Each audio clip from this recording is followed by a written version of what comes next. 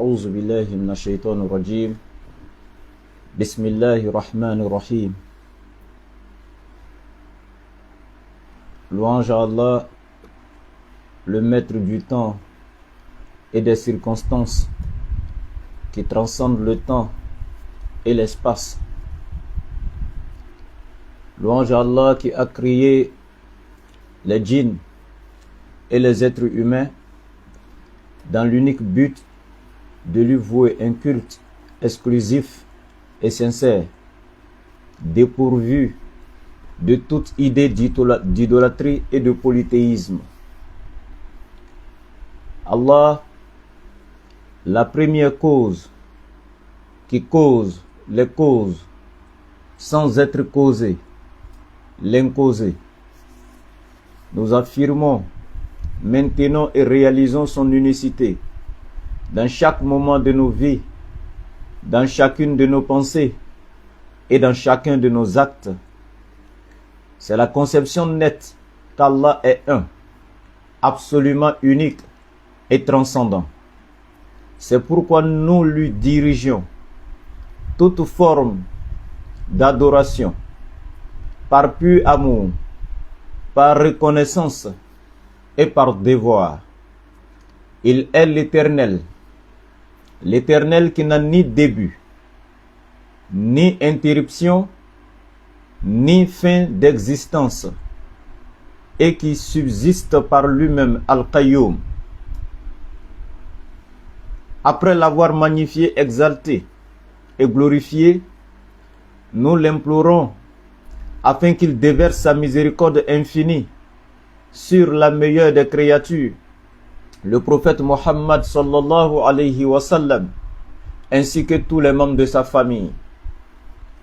Chers frères et sœurs en islam, je vous lance la salutation des habitants du paradis, qui est assalamu alaykum wa rahmatullahi wa barakatuh, et bonjour ou bonsoir à nos frères et sœurs non musulmans selon leurs différentes positions géographiques. Alhamdulillah, nous sommes ici ce matin pour échanger avec vous par la grâce d'Allah sur un sujet très important. Le thème c'est l'apport de la DDR pour des élections présidentielles apaisées. Certes, nous sommes ivoiriens. Les élections en Côte d'Ivoire, c'est dans quelques jours. Mais ce message doit servir à toute personne, même non ivoirienne, qui nous suivent. Écoutez, c'est très important. Cela ne concerne pas que les Ivoiriens.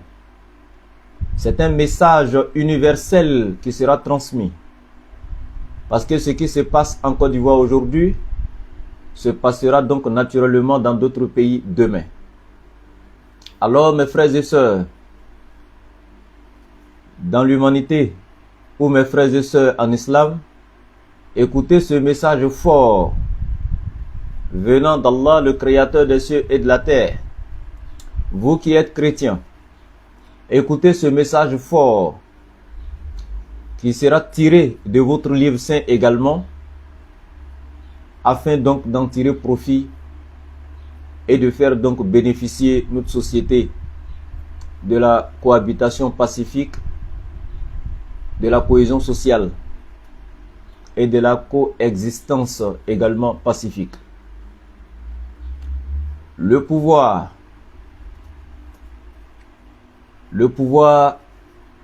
et tout ce qui dérive du pouvoir. Le pouvoir, quand on entend le mot pouvoir, ça fait trembler. Certains ont peur des hommes de pouvoir. Le pouvoir, pour l'acquérir aujourd'hui, nous voyons les gens qui luttent pour le pouvoir. Ils font tout pour acquérir le pouvoir. Tout ce qui est immoral comme acte, tous les mots que vous pouvez imaginer, ils sont prêts à tout pour acquérir le pouvoir. Mais c'est quoi le pouvoir? Nous allons en parler aujourd'hui, Inch'Allah. La politique. Quand on entend aujourd'hui politicien, quand on entend parler de politique aujourd'hui, automatiquement, nous voyons le négatif. Tout le monde dit, oh les politiciens, ce sont des gens qui ne disent pas la vérité. Les politiciens, ce sont des gens qui ne tiennent pas leurs promesses, etc. C'est quoi la politique et c'est quoi le politicien? C'est un message fort, comme je l'ai dit, c'est très important, mes frères et sœurs. Alors écoutons. Mes chers frères et sœurs, aujourd'hui, la politique n'est rien d'autre que, je vous dis la définition réelle de la politique dans son essence, pas ce que les gens ont voulu faire donc de la politique, pas la définition que les gens donnent à la politique par leur comportement aujourd'hui, mais la politique en réalité n'est rien d'autre que le fait d'acquérir le pouvoir, d'influencer par le pouvoir et d'exercer le pouvoir. Je répète, la politique n'est rien d'autre que le fait d'acquérir le pouvoir, d'influencer par le pouvoir et d'exercer le pouvoir. C'est ça la politique. La politique, ce n'est pas le mensonge. La politique, ce n'est pas le fait de dire ce qu'on ne peut pas faire.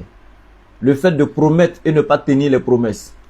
La politique n'est pas de verser le sang des innocents. La politique n'est pas d'inciter les gens à descendre dans les rues, à aller se faire tuer. Ce n'est pas ça la politique. La politique est tout simplement, comme je l'ai dit, l'acquisition du pouvoir, influencé par le pouvoir, par le pouvoir et exercer donc naturellement le pouvoir. C'est ça la politique tout simplement. Et le pouvoir lui-même, il est quoi?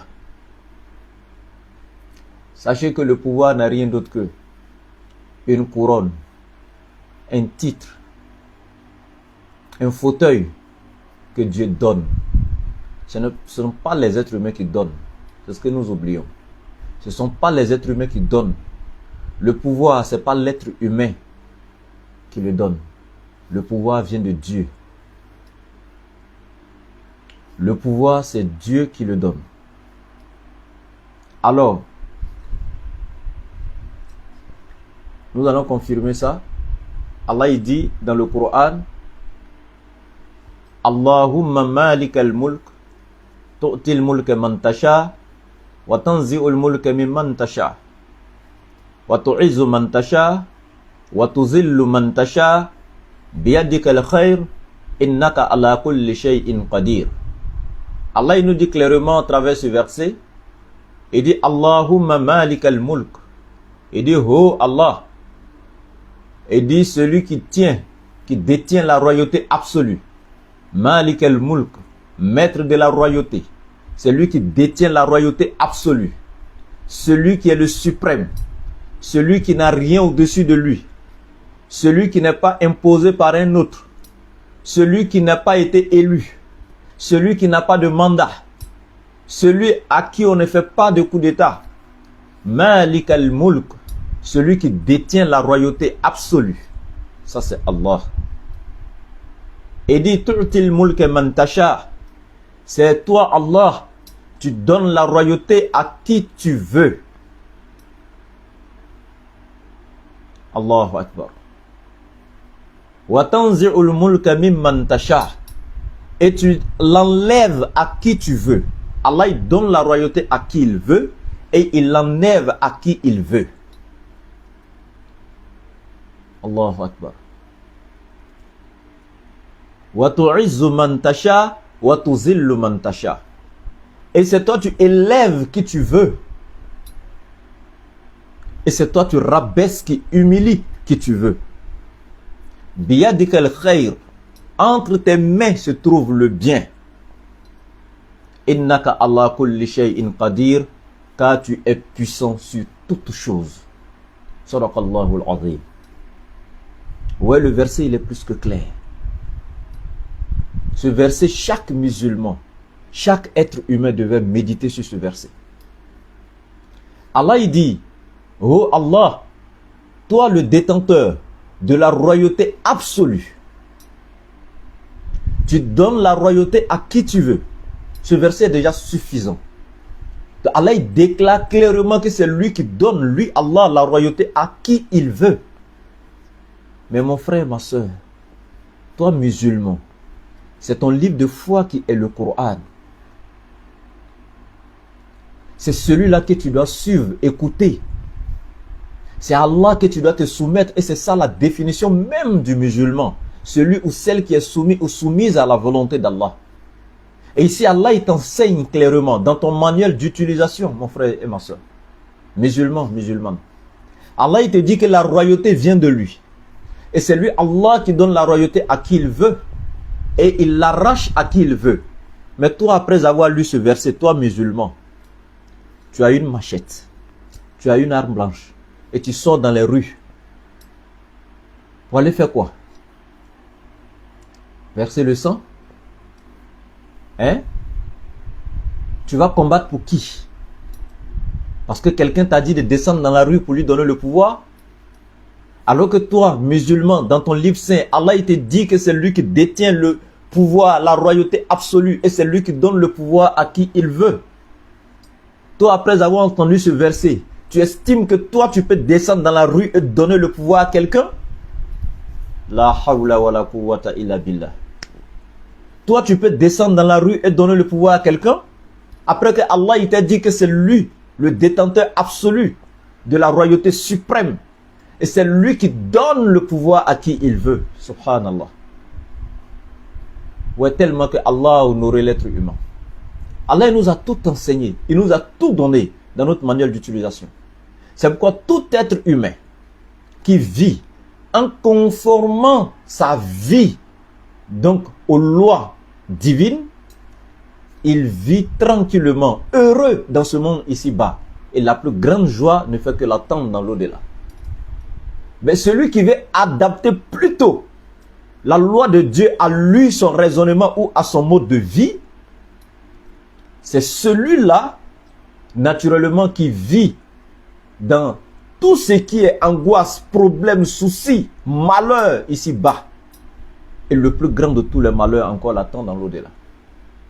Donc mon frère et ma soeur, si tu es intelligent, tu veux vivre une vie paisible, une vie de tranquillité, une vie de paix, il n'y a pas deux solutions. Il faut conformer ton mode de vie à la loi de Dieu. Allah il te dit que c'est lui qui détient la royauté.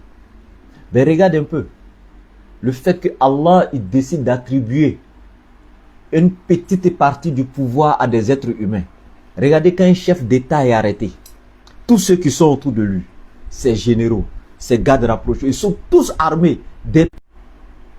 Et si vous imaginez un peu, regardez un peu le miracle. Le petit pouvoir qu'Allah a donné à cette personne-là. Le fait qu'Allah lui a confié une petite partie du pouvoir. Ceux même qui ont les armes à côté de lui. C'est lui qui devait avoir peur de ce pouvoir. Il donne le pouvoir à qui il veut. Et il enlève le pouvoir dans la main de qui il veut. Il dit qu'il élève qui il veut et il rabaisse qui il veut. Et moi je vais vous le dire. Chaque fois qu'il y a des troubles dans un pays, dans un État, chaque fois qu'il y a ces soulèvements, chaque fois qu'il y a des conflits entre des gouvernants, entre des candidats à des élections, etc., cela ne fait que non seulement détruire l'éducation d'abord. Et vous savez que ça c'est pire. Parce que celui qui veut détruire une nation, c'est pas par la guerre. Si tu veux la détruire, parce que juste après la guerre, on peut encore rétablir les choses rapidement et puis repartir. Mais quand tu veux détruire une nation et la laisser tomber longtemps, détruire son système éducatif. Mais quand il y a des conflits, qu'est-ce qui se passe?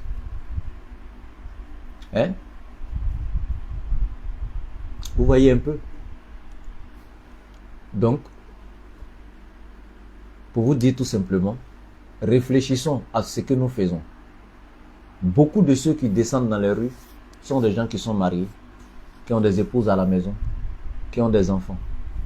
Mais quand vous partez et puis vous finissez de faire ce que vous devez faire. Souvent, vous ne revenez plus. Je vais coder un peu les mots à cause de TikTok et autres qui veulent restreindre déjà les trucs.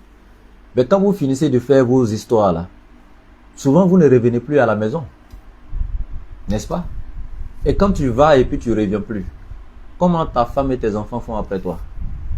Comment ils sont? Vous imaginez un peu? Maintenant, celui pour qui tu es parti dans la rue et puis tu n'es plus revenu là. Allah il dit c'est lui qui donne le pouvoir. Toi tu as pensé que c'est toi tu pouvais donner. Maintenant celui pour qui tu es descendu dans la rue et puis tu n'es plus en charge. C'est-à-dire toi-même tu es quelque part au fin fond là-bas. Quelque part, peut-être dans un village ou quelque part. Le monsieur t'a jamais vu, il ne te connaît même pas personnellement. Mais tu es descendu dans la rue à cause de lui. Tu n'es plus revenu. Comment ta femme peut? Ces mêmes personnes-là, ils vont nous amener à nous tourner le dos les uns les autres. Souvent, il y a, toi, avec ce verset que je viens de lire, toi musulman, avec le verset que je viens de lire, juste parce que ton frère musulman avec qui tu pries, tu fais la salade 5 fois par jour dans la mosquée, vous faites Juma ensemble, mais juste à cause de deux partis politiques opposés, parce que vous n'êtes pas du même bord politique, juste à cause de ça, vous rentrez dans la mosquée, tu ne veux même plus t'arrêter à côté de lui. Tu ne veux même pas que ton épaule touche son épaule. Juste parce que celui qui est ton leader te dit de combattre l'autre leader et ses suivants. Et toi, comme ça, musulman, tu refuses de faire la paix avec ton frère musulman, de lui tendre la main, de rentrer même dans la mosquée et coller ton épaule à son épaule, juste parce que vous êtes de bords politiques différents. La religion dans laquelle vous êtes, le leader principal, celui qui est le roi par essence et par excellence, qui mérite l'adoration, Allah, que toi-même tu adores chaque jour. Hein, celui à qui tu dis que tu es soumis à sa volonté. Sa religion n'est pas plus grande qu'un simple parti politique des êtres humains. Hein? Vous êtes dans la religion d'Allah, vous êtes tous musulmans et vous refusez de faire la paix. Toi-même, tu envoies des gens derrière ton frère musulman la nuit. Allez-y voir un tel, lui il est de tel autre bord, allez-y. C'est toi, tu vas même lui montrer sa cachette quand ça se gâte. Ton propre frère musulman. Vous voyez comment c'est grave. L'islam ne dit pas à un musulman de ne pas vivre en paix et en harmonie avec les chrétiens. Le prophète, alayhi salatu wassalam, à son temps, il a vécu avec les non-musulmans, il a vécu parmi eux. Quand il était à Médine, il était entouré de beaucoup de juifs. Il y a plein qui sont convertis à l'islam juste à cause de la bonté du prophète envers eux. Hein? Plein se sont convertis à l'islam juste à cause de la bonté du prophète envers eux. À cause de son bon comportement. À cause de sa coexistence pacifique avec les gens. De sa collaboration. Subhanallah. Et toi aujourd'hui, nous sommes dans un pays, nous sommes tous frères, nous sommes tous ivoiriens. Et des gens vont même mettre dans ta tête, ah ceux-là ce sont les Djoula, ceux-là ce sont les Senfo, ceux-là c'est ceci, ceux-là ce sont les musulmans, nous on ne doit pas collaborer avec eux, etc. Ceux-là sont les chrétiens. Pourquoi toutes ces choses? Pourquoi ne pas vivre en communauté? Est-ce que toi musulman, quand tu ouvres ton Coran, le Coran te dit de rejeter le chrétien? Parce que quand tu le traites de mécréant, que tu le rejettes, que tu lui tournes le dos, que tu le vois en ennemi, en ce moment, si tel était le comportement des prophètes même qui sont venus prêcher la parole de Dieu sur la terre, qui serait avec eux dans leur religion? Parce que quand les prophètes sont venus là, personne n'était encore musulman. C'est eux qui ont convaincu les gens à devenir musulmans et les suivre. Mais là, quand un prophète vient et puis trouve que les gens sont non musulmans et puis il les dénigre, il leur tourne le dos, il les traite de mécréants, qui va les suivre, ces prophètes-là? Mais les prophètes sont venus, se sont bien comportés avec les non-musulmans. C'est ce qui a fait que les non-musulmans ont accepté. Donc, la religion, ils ont suivi les prophètes. Et toi, aujourd'hui, tu es qui? Toi, mon frère chrétien, c'est ce que le christianisme t'enseigne? Non. Nous sommes arrivés à un stade où on ne doit plus se laisser manipuler par qui que ce soit. On doit être intelligent maintenant. Les mêmes personnes qui nous ont poussés à faire certaines choses ici, même dans notre pays, en 2010, les mêmes personnes qui nous ont poussés, vous savez de quoi je parle? On a perdu combien de personnes dans les familles? Les gens ont perdu combien de personnes? Mais aujourd'hui, Beaucoup de ces mêmes personnes-là se sont pas ralliées. Hein? Après 2011, là, ils se sont pas ralliés, ils n'ont pas fait des alliances ici que nous tous on a vu dans le pays là. Hein? Ils ont fait des alliances les uns contre les autres et tout ça. Certains ont pensé même que ceux-là, ils ne pouvaient même pas dans cette ville, on ne pouvait pas imaginer qu'ils allaient se dire bonjour, bonsoir. On n'a pas vu les alliances ici. Hein? Juste qu'on a entendu des proverbes. Hein? Certains disent clairement, quand mon papa dit que tel est son frère, alors tel devient mon oncle. On a vu tout ça ici. Et ça ne nous dit rien. À un moment, soyons intelligents. Sors, va acheter ton garbacho, viens t'asseoir, tu manges. Tu vas faire ton travail. Hein? Si tu es mécanicien, tu vas. Tu es apprenti, bac, il faut partir. Ces histoires-là ne rentrent pas dedans. Chaque jour, tu es dans la rue, non? Maintenant, quand tu es d'aller dans la rue, c'est pour aller faire quoi? Chaque jour, toi, tu bro dans la rue. Tu vas chercher pour toi dans la rue pour rentrer à la maison, non? Va chercher. Quand tu dis la rue, c'est quoi? Sors de chez toi, tourne en ville, cherche ce que tu as. Cherche la subsistance et rentre à la maison.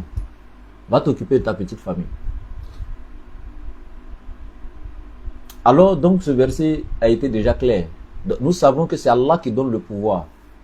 Donc, le jour où quelqu'un te dit, viens me donner le pouvoir, descends dans la rue pour me donner le pouvoir, dis-lui que c'est pas toi qui donnes le pouvoir, c'est Allah qui donne. Vous voyez? Donc, ce verset doit être gravé dans nos cœurs. Cela veut dire que même si tout le peuple se met ensemble pour faire gagner quelqu'un, il ne gagnera pas si Allah ne l'a pas voulu. Et même si les gens le rejettent, il restera si Allah l'a décidé. C'est ce qu'on nous demande. Dans la démocratie, dans la paix, dans la tranquillité. Tu vas le jour J, tu déposes et puis tu ressors. C'est fini. Le reste là, ça c'est Allah qui décide. Ça ce n'est pas nous. Bien. Donc, Allah il continue encore en nous disant وَاعْتَصِمُوا بِحَبْلِ اللَّهِ جَمِيعًا وَلَا تَفَرَّقُوا. Allah il dit de nous cramponner. Tous, on doit se cramponner ensemble au câble d'Allah. Et on ne doit pas être divisé. Donc mon message, je reviens encore, mon frère, ma soeur, musulmans et musulmanes. Allah il dit de se cramponner à son câble et de ne pas être divisé. Ne laissez personne vous diviser. Ne laissez personne venir vous faire des chantages. Ne laissez personne venir vous séparer de votre famille. Vous voyez? Je vous assure que la paix d'un pays vaut mieux que la victoire d'un candidat. Ce que je dis est très sage. La paix d'un pays est mieux que la victoire d'un candidat. Si lui, juste à cause de sa victoire, on doit mettre en péril la paix dans notre pays là, on décide de le laisser tomber. Nous sommes combien de millions dans le pays? Et pour un seul homme, on va détruire combien de familles? On n'est pas d'accord. Allons dans les urnes, faisons ce qui est humainement possible, revenons, attendons les résultats. C'est Dieu qui donne le pouvoir, c'est pas nous. On n'a qu'à aller faire ce qui nous est recommandé. Même toi, chrétien qui m'écoute, aujourd'hui, quand ton pasteur sort, est-ce qu'il ose, quel que soit le titre de ton pasteur, ou quel que soit, qu'il soit un prophète ou je sais pas quoi, tous ces titres que les dirigeants de l'église ont. Qui osera parmi eux venir te dire à toi, fidèle chrétien, donne-moi ta vie? Oh non, quand il dit donne ta vie à Jésus. Il dit jamais donne-moi au pasteur, moi pasteur, donne-moi ta vie. Il va jamais te dire, il va dire donne ta vie à Jésus. Donc si toi tu es censé donner ta vie qu'à Jésus seul, même pas à ton pasteur, il est juste ton berger. N'est-ce pas? Alors mais toi tu donnes ta vie à qui d'autre en dehors de Jésus? À un politicien? Non, lui tu dois lui donner ta voix et non ta vie. Si tu dois donner ta vie à quelqu'un, c'est à ton Jésus que tu adores. À Dieu. Mais comme pour toi Jésus est Dieu, c'est dans ce sens que je suis en train de te parler en passant. Mais quelle que soit la conception de Dieu que tu appelles, ce n'est pas tous les chrétiens qui pensent que Jésus est Dieu. Mais une seule chose est certaine. Le chrétien, il donne sa vie à Dieu. Quelle que soit la conception de Dieu qu'il a, mais pour lui, c'est à Dieu seul qui doit donner sa vie. Mais si toi tu as déjà cette conception dans ta religion, alors pourquoi venir donner ta vie à un être humain? Pour des miettes. Et comme j'ai dit, quand tu sors même là, qu'est-ce qui prouve que tu vas rentrer? Et si tu ne rentres pas, ta famille est comment après toi? Est-ce que celui-là viendra prendre ta famille en charge? Non. Nous n'allons pas déchirer nos familles pour des gens qui demain vont se réconcilier et après leur réconciliation, notre famille restera déchirée pour toujours. Jamais de la vie. Jamais. Et là, c'est très grave. On ne peut pas continuer dans ça. Il faudrait qu'on soit intelligent. C'est pourquoi Allah nous dit, dans la sourate 5, verset 31, Man qatala nafsan bighayri nafsin. Déjà au début, il a dit, dans ce verset-là, il dit, Katabna ala bani Israël annahu man qatala nafsan bighayri nafsin aw fasadin fil ardi faka'annama qatala an-nasa jami'a wa man ahyaha, non coupable d'un meurtre ou d'une corruption sur la terre, c'est comme s'il avait tué toute l'humanité. Elle a dit, et quiconque la sauve, c'est comme s'il avait sauvé toute l'humanité. Vous voyez, un verset comme ça dans ton livre saint, toi musulman, Allah te dit, tu portes atteinte à la vie de quelqu'un, injustement. Quelqu'un qui n'a rien fait, tu portes atteinte à sa vie, injustement. C'est comme si tu avais détruit toute l'humanité. Et toi, tu vas aller charger ce péché-là de quelqu'un qui a mis fin à toute l'humanité, juste pour un être humain comme toi, qui t'a demandé de descendre dans les rues, avec des choses bizarres dans la main, pour aller faire du n'importe quoi. Tu vas accepter ça, toi? Avoir ce grand péché, ce fardeau? Subhanallah. Réfléchissons un peu. Frères et sœurs, cela veut dire que tuer un seul homme, c'est comme si tu avais tué toute l'humanité, selon ce verset.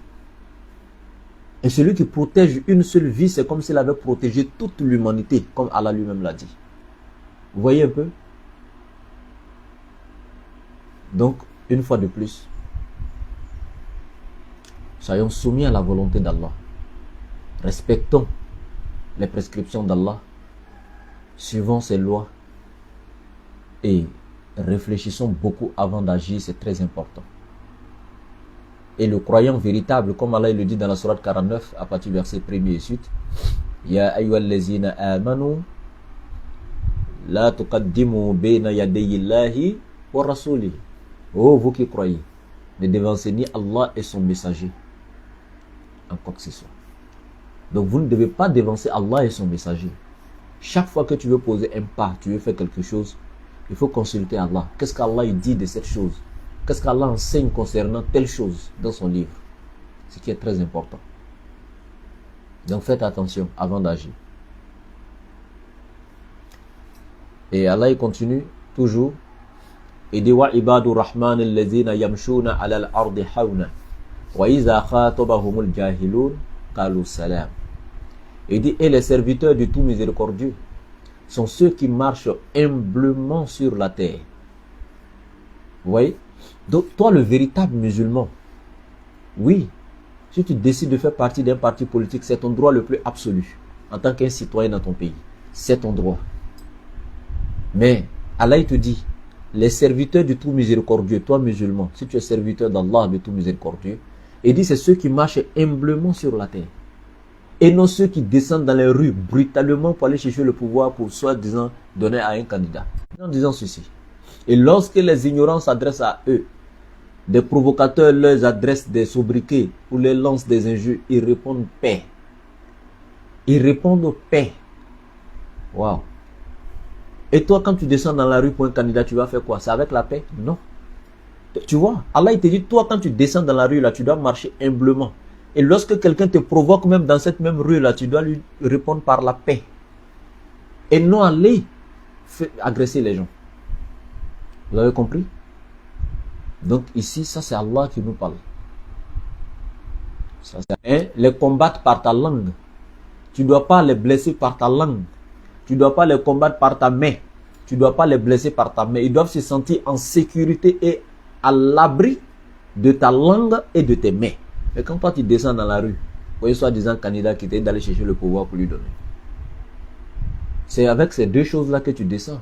Ta langue et tes mains. Tu les vois en train de crier dans la rue, en train d'insulter, en train de faire n'importe quoi. Et dans la main, ils ont des choses bizarres, etc. Et vous savez. Et là, c'est grave. Donc, également, je l'avais dit au début, mes frères chrétiens, j'ai cité quelques versets coraniques pour mes frères musulmans, mais vous également, mes frères chrétiens, si vous lisez réellement votre Bible, vous ne pouvez pas vous permettre de descendre dans la rue pour qui que ce soit, après que Dieu ait tranché, après que vous ayez donné vos voix dans les urnes, après que Dieu s'est premier. Vous écoutez, il est écrit, il n'y a point d'autorité qui ne vienne de Dieu, point de pouvoir qui ne vienne de Dieu. Et les autorités qui existent ont été instituées par Dieu. Et vous voulez quoi encore, mes frères chrétiens? Est-ce que Dieu peut être encore plus explicite? C'est un musulman 7 qui vous parle, mais vous donne un verset qui relève de votre propre livre. Romains 13, verset 1er. Il n'y a point d'autorité et de pouvoir qui ne viennent de Dieu. Et les autorités qui existent ont été instituées par Dieu. Donc si une autorité aujourd'hui gouverne là, c'est Dieu qui l'a mise là. Elle a été instituée par Dieu. Donc toi qui te lèves pour dire je suis contre un tel, je ne veux pas voir un tel au pouvoir, c'est contre la volonté de Dieu que tu es naturellement. Donc c'est Dieu que tu veux combattre. Toi tu peux combattre Dieu. Parce que quand tu combats la volonté de Dieu, c'est Dieu que tu veux combattre alors. Vous voyez? Quand tu combats la volonté de Dieu, c'est comme si c'est Dieu que tu veux combattre. Vous voyez, dès que j'ai commencé l'introduction et tout, TikTok a restreint sur mes 2 pages le live. C'est pourquoi vous voyez que les gens ne peuvent pas monter. Voilà, c'est écrit même sur l'écran ici, ils ont restreint. Sur les 2 TikTok qui sont en live actuellement, même ma page. Ben, c'est ça encore le problème. Parce qu'on veut sensibiliser encore les gens, mais TikTok ne veut pas qu'on parle d'une manière. Bon, moi, il ne sait pas parler en Nouchi et autres. Et puis voilà, en fait, je ne maîtrise pas ces thèmes. Je ne sais pas coder les choses en fait. C'est ça aussi le souci, voilà, à mon niveau. Donc ça fait qu'ils ont restreint mon live. Et c'est ce qui a fait que depuis un moment, si vous voyez, j'essaie de sauter un peu sur si tu es par Dieu. Vous voyez? Donc si tu es un véritable chrétien, tu ne peux pas te lever aujourd'hui et puis aller combattre quelqu'un qui a été institué par Dieu. Parce que Dieu te dit tout pouvoir vient de lui. Et les autorités qui siègent aujourd'hui ont été instituées par lui. Donc à un moment donné, même si nous-mêmes on ne veut pas réfléchir, mais vu qu'on est croyant, alors croyons en ce que Dieu a dit, acceptons sa volonté et soumettons-nous à lui. C'est très important. Donc voici un peu un petit message que je voulais passer. Dans la fraternité. Vous voyez? C'est pourquoi vous n'allez jamais nous voir, nous DDE, en train d'insulter un pasteur quand on est en train de débattre avec lui et tout. Non. Au contraire, c'est très important, c'est bénéfique. Les débats interreligieux. Parce que ça brise les barrières. Mais au moins quand on se voit, on se salue, ça crée déjà ce lien entre nous. Parce qu'on s'est déjà assis autour d'une table pour échanger. Donc ça crée une fraternité entre lui et moi. Quand on se croise en ville, on se fait des accolades, on se salue et puis voilà, on se taquine. Et c'est très important. Et c'est à travers ça que nous, DDE, on profite également pour apporter donc ces paroles de sensibilisation à toute la jeunesse de Côte d'Ivoire, à tout le peuple ivoirien dans son ensemble. Et tous ceux qui nous suivent à travers le monde, comme je l'ai dit en amont, ce qui se passe en Côte d'Ivoire va naturellement se passer dans d'autres pays. Donc il y aura des élections présidentielles dans d'autres pays.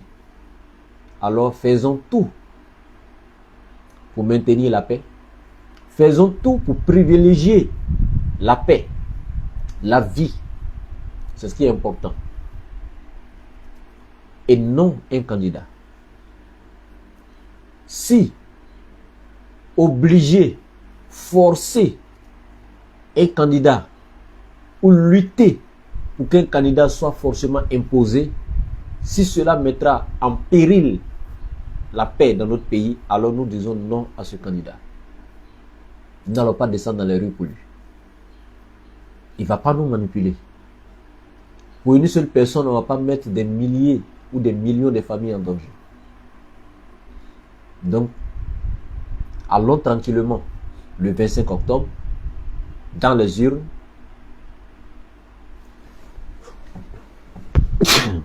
Excusez, voilà, une petite grippe. Donc, allons tranquillement dans les urnes, allons voter, ressortons, donnons nos voix et nos vies, comme je l'ai dit, et rentrons à la maison tranquillement. Le reste, c'est Dieu qui décidera. Et je profite également pour vous dire, tous ceux qui sont toujours prêts pour faire les cours de théologie en religion comparée avec moi et les cours d'alphabétisation en langue arabe, à cause du souci de santé, j'ai repoussé la date. C'était le 4 octobre. Le cours devait commencer avant-hier. Mais on a repoussé jusqu'au 25 octobre. Donc vous avez encore au moins 20 jours. Donc venez rapidement vous inscrire. Le contact, c'est le plus 225, le 07 97 08 14 17. Beaucoup viennent en inbox, où ça on veut apprendre avec vous, où ça on veut apprendre l'interreligieux, etc. Où ça on veut apprendre à lire le Coran. C'est l'occasion qui vous est présentée. Donc c'est une école en ligne. Donc au fur et à mesure que les années passent, nous essayons donc cette école virtuelle là de l'améliorer et tout ça, de la perfectionner. Et par la grâce de Dieu, aujourd'hui, les choses vont bien, les étudiants s'en sortent. Oui, il y a des étudiants même qui ont fait que 4 mois de formation avec moi en alphabétisation arabe, 4 mois seulement. Mais aujourd'hui, ils arrivent à se débrouiller donc pour lire quelques petits mots déjà et tout. 4 mois seulement, ils arrivent à prononcer et lire des mots. Donc vous imaginez que on ajoute 4 autres mois encore, la lecture sera parfaite, alhamdoulilah. Donc on essaie de faire ce qu'on peut. C'est Allah qui donne la science, mais nous on fait ce qui est humainement possible. Voilà, c'est très important. Et là, on décerne même des certificats et tout après les cours. Donc, c'est bien structuré. Et tous ceux qui sont intéressés aux cours de théologie et autres, beaucoup souvent disent, mais laboratoire lui-même, il donne des cours de théologie. Depuis quand toi, tu es professeur de théologie, depuis quand tu es enseignant, depuis quand tu es ceci et tout ça. Vous pensez que les gens sont derrière leur écran là-bas, vous êtes assis chez vous tranquillement, vous regardez quelqu'un sur votre écran et puis vous commencez à juger la personne comme peut-être vous avez connu une autre personne qui est sur les réseaux, peut-être qui n'a pas fait de grandes études et tout, donc vous allez juger tous les autres comme ça. Si tu veux savoir, tu veux connaître, tu veux avoir mon CV et tout ça, mon parcours et tout, mais t'as qu'à me contacter en inbox, tu auras plus de détails. Voilà, je ne refuse pas de te donner les détails, mais je ne viens pas ici mettre mon titre ou mon parcours et tout ça sur les réseaux. Non, ça sert à quoi? Donc je dis, venez apprendre. Celui qui veut savoir jusqu'où le laboratoire a appris, à quel niveau et tout ça, mon numéro est là, tu t'as qu'à rentrer dans mon inbox. Voilà. Donc ceux qui veulent apprendre, qu'ils viennent apprendre. De toute façon, on ne va pas essayer de vous enseigner quelque chose qu'on ne sait pas nous-mêmes. Ce qu'on sait, c'est ce qu'on va vous transmettre. Et nous-mêmes, on continue d'apprendre. On n'a pas dit qu'on a fini d'apprendre. Nul n'a le monopole du savoir. De tous ceux qui veulent apprendre l'interreligieux, l'alphabétisation arabe, venez. Parce que les inscriptions vont prendre fin. En tout cas, je ne vais plus accepter d'inscription à partir du 20 octobre. Parce que le 25, les cours commencent. Donc à partir du 20, même s'il y a négociation, je ne vais pas accepter. De tous les retardateurs qui sont venus la dernière fois, oustaz, je vous dis, j'ai reporté encore. Juste à cause du souci de santé, j'ai repoussé un peu le début des cours. Donc c'est votre dernière chance qui est là. Après ça, si le 20 arrive, pas de négociation dans mon inbox. Donc je redonne le numéro une dernière fois, le plus 225, le 07 97 08 14 17. Bien. Donc vu que TikTok a essayé de restreindre le live à cause depuis l'introduction là-bas, donc je ne vais pas continuer en fait, je vais m'arrêter là. Ils sont un peu compliqués. Voilà. Moi, je sais pas coder les trucs là. C'est pas moi. Quand je parle, j'aime être à l'aise. J'aime dire les choses telles qu'elles sont. Voilà. Donc, je pense que le message est passé. En tout cas, pour ceux qui veulent l'entendre, ils ont compris. Voilà. Donc, ça c'était un peu l'apport de la DDR pour des élections donc présidentielles apaisées. Voilà, c'était un peu une contribution de ma part. Voilà. Donc, qu'Allah nous donne la bonne compréhension et que la Côte d'Ivoire reste un pays béni de notre pays. Que Dieu protège la Côte d'Ivoire.